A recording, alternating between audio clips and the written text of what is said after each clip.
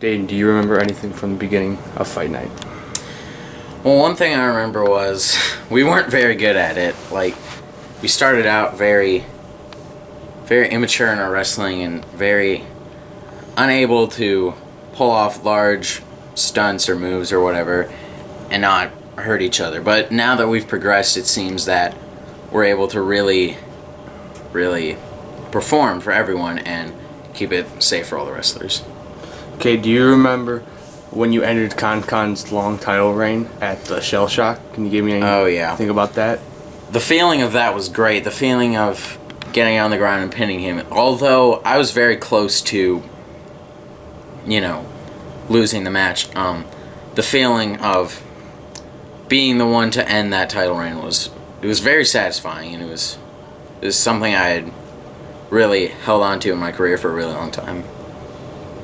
You enjoyed your feud you had with Gavin. You guys fought, I think, for like 5 shows in a row at one point. Oh, yeah. You remember about so that? We went from, tag team partners, rivals, and then we just really weren't even talking to each other that much as performers and stuff. But we got into this feud, and it ended pretty abruptly, but in the time that it was around, it was very intense, is what I'll say about that. Do you have anything about the Fight Line 2? We made the ring out of gardening hose under a little tent in the corner. Oh yeah, that was very interesting. Not as good as the ring we had today, but certainly a step above the mats on the concrete that we had before. Yeah. So about Revolution in 2013, you guys are not really part of the active roster anymore. What do you can say about that? Well, I really dislike not being a part of the active roster because, I'll see whenever we put all of this on YouTube where, when everyone's all caught up and everything, and it's all on there and I can watch it and everything, and I see all the stuff that's going on in Fight Night, all the new people that are coming around, all the great things that are happening just for Fight Night as a whole, and the fact that I can only be a part of that like once or twice a year really bums me out, but when I do get to be here, it's always a great time. So you had your match with Fear last year at Summer Explosion, being the one out of everyone who could finally beat Fear and burning his mask. What can you remember about before the match or again, like whenever I come here, it's always something big. They're always like, "Oh, Dayden, you're here. You gotta have this big, huge main event, match." And they're always great. They're always better than they turn out in practice. They always turn out way better, which is good because, it turns out great for the crowd, and it's great. It's a great feeling to be a part of something so big, and the whole thing with Fear, that was a really fun road to take in, where obviously he's back now, but I'll have to take care of that soon. Yeah. Before I talk about the Fatal 4-Way match you just had, can you talk about the chemistry you had as a tag team partner with Nick Sick, or all the tons of matches you had with Con?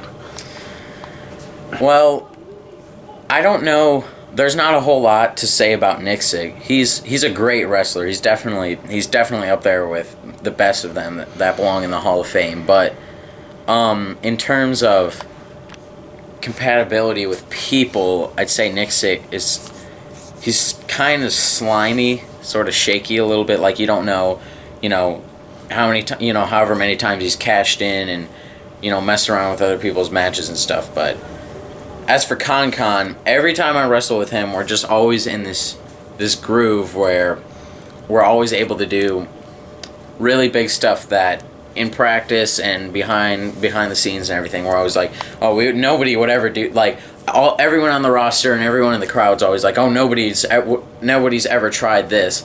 Like in the Fatal 4-Way, all the moves we did in that none of that has ever been attempted before in Fight Night, but I feel like when we're in the ring together, the stakes just get higher and higher every time. Has there ever been, when you're practicing with Con behind the scenes, any big mess-ups or things you remember? We've had a few. One that I particularly remember, it was around the time of, I think, Shell Shock 2013.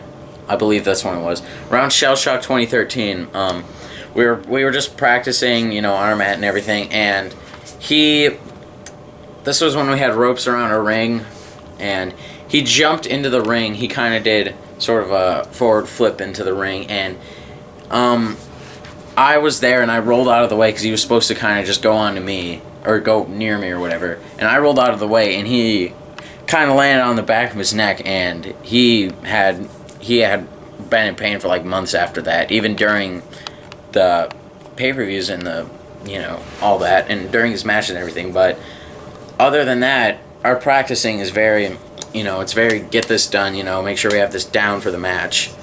And there have been a few slip-ups during the match when we haven't practiced sufficiently, and such as like if now will you be posting this after the Fatal 4-Way match is posted? Yeah.